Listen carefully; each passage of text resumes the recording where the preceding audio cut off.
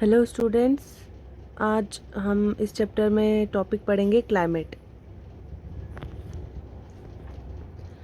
Climate. Meteorologists record the weather every day.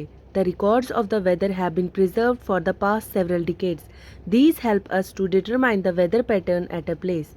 The average weather pattern taken over a long time, says 25 years, is called the climate of the place. If we find that the temperature at a place is high most of the time, then we say that the climate of the place is hot. If there is also heavy rainfall on most of the days in the same place, then we can say that the climate of the place is hot and wet. In table 7.2 and 7.3, we have given the climate condition at two places in India. The mean temperature for a given month is found in two steps. First, we find the average of the temperature recording during the month. Second, we calculate the average of such average temperatures over many years. That given the mean temperature, the two places are Srinagar in Jammu and Kashmir and Thiruvananthapuram in Kerala. By looking at table 7.2 and 7.3, we can easily see the difference in the climate of Jammu and Kashmir and Kerala.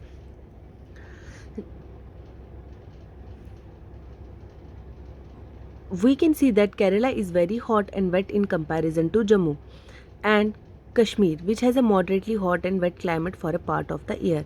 Similar data for the western region of India, for example Rajasthan, will show the temperature is high during most of part of the year, but during winter, which lasts only for a few months, the temperature is quite low. The region receives very little rainfall. This is the typical desert climate. It is hot and dry.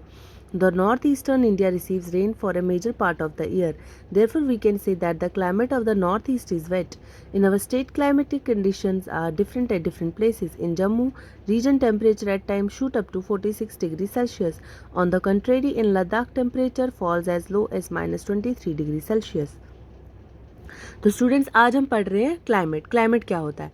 मेट्रोलॉजिस्ट्स वो लोग होते हैं जो weather की जानकारी देते हैं, जिनको इसकी नॉलेज होती है। जैसे डॉक्टर है, वो हेल्थ का हमारा ध्यान रखता है, हमारा मेडिकल एग्जामिनेशन करता है, हमें ठीक करता है।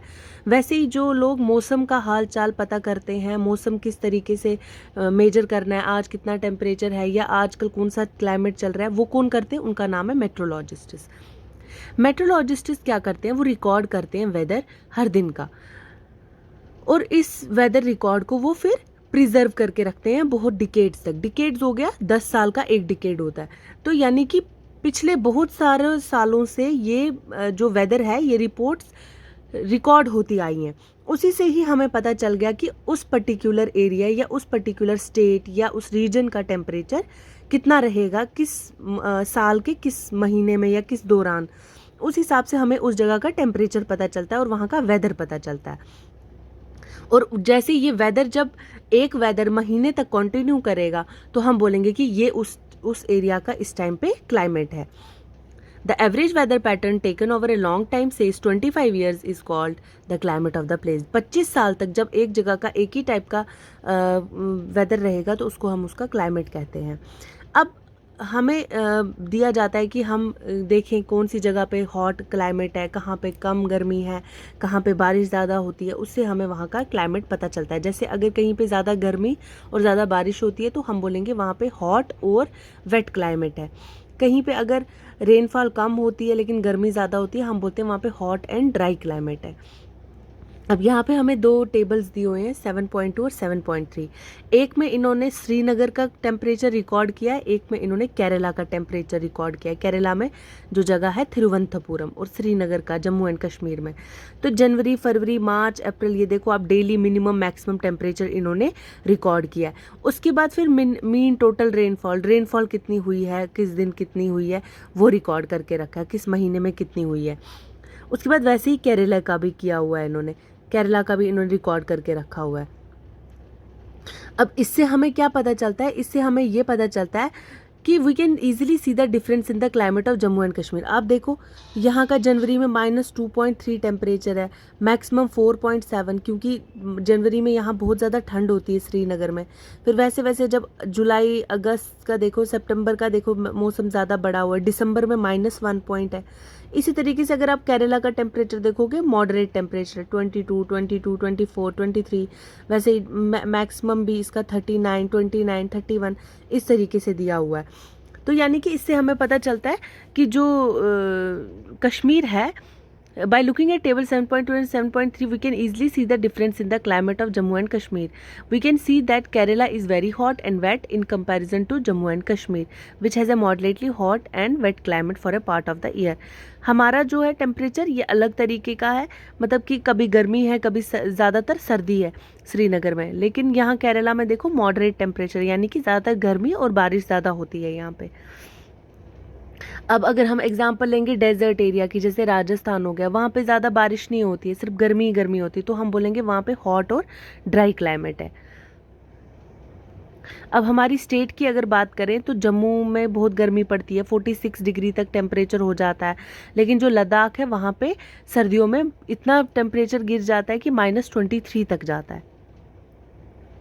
Climate and adaptation. Climate has a profound effect on living organisms. Animals are adapted to survive in the conditions in which they live. Animals living in very cold and hot climate must possess special features to protect themselves against the extreme cold or heat.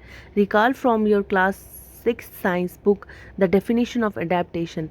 Features and habits that helps animals to adapt to their surroundings are a result of the process of evolution. अब climate और फिर उसके साथ adaptation. अब animals हो या living organisms हो, वो उस एरिया में जहाँ उनका हैबिटेट होता है, जहाँ पे उनका घर होता है, वो उसी के अकॉर्डिंग अपने आप को ढाल लेते हैं। अब जैसे जो लोग गर्मी में रहते हैं, उन लोगों को गर्मी में रहने की आदत हो जाती है, वो ज़्यादा सर्दी बर्दाश्त नहीं कर पाते हैं। लेकिन जो ज़्यादा सर्दी वाले इलाके में लोग रहते हैं, वो जब वो गर्मी उनको जब वो गर्म इलाके में जाते हैं, उनसे गर्मी बर्दाश्त नहीं होती है, तो वो गर्मी बर्दाश्त नहीं कर पाते हैं। तो यानी कि अडेप्टेशन हो जाती है, जहाँ का क्लाइमेट जैसा होगा, जैसा हैबिटेट होगा हमारा वहाँ पे, तो हमारे को आदत हो जाती है वहाँ पे रहने की, तो उसको बोलते हैं अडेप्ट करना, आदत करना किसी चीज़ की। आपने क्लास 6 में अडेप्टेशन की डेफिनेशन पढ़ी हुई है, तो उसी में आपको कह रहे हैं कि उसमें हैबिटेट भी पढ़ा है आपने। हैबिटेट का मतलब है animals adapt to their surroundings are result of the process, और इसी से इवोल्यूशन होता है। एवोल्यूशन मतलब कि फिर वो अपनी जनरेशन्स भी आगे वैसे ही बनाते हैं, कि जो गर्म इलाके में रहने वाली जनरेशन्स हैं वह वैसे वैसे एवोल्यूशन भी होता है, उन लोगों के अंदर वैसी एंटीबॉडीज़ आ जाती हैं कि जो वो इस एरिया में रह पाते हैं, उनको उनकी बॉडी ही वैसी बन जाती है कि वो लोग वो बर्दाश्त कर पाते हैं। In chapter 9, you will learn about the effect of weather and climate on soil. Here, we will study the effect of climate on animals only. In class 6, you have read about adaptation of animals to certain habitats. As examples of adaptation of animals to climatic conditions, we discuss only animals living in polar regions and tropical rainforests. Some animals that have adapted to the Himalayan climate include the mountain goat, which has a thick vat for warmth and strong hooves for running up the rocky slopes. The wild yak is a bulky species with high capacity and thick coat, which are adaptations to the high altitude environment of Tibet. As the name suggests, the polar regions are situated near the poles, that is North Pole and South Pole. Some well-known countries that belong to the polar regions are Canada, Greenland, Iceland, Norway, Sweden, Finland and Alaska in USA, and Siberian region of Russia. Examples of some countries where the tropical rainforests are found are India, Malaysia, Indonesia, Brazil, Republic of Congo, Kenya, Uganda and Nigeria.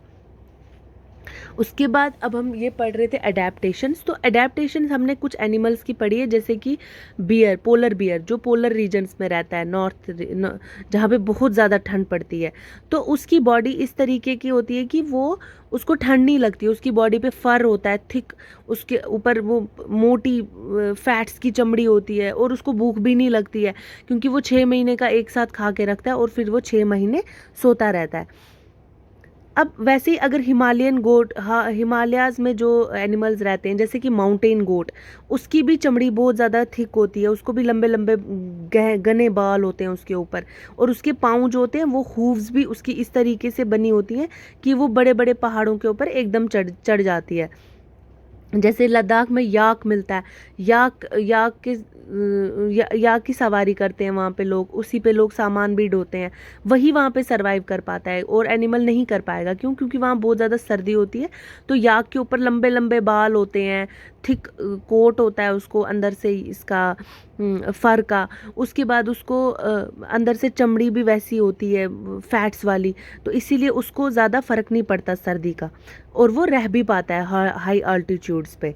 As the name suggest the polar regions are situated near the poles, north pole and south pole. Some well known countries that belong to the, अब polar regions में कौन कौन सी countries आती है? Canada, Greenland, Iceland, Norway, Sweden, Finland, Alaska in USA and Siberian region of Russia.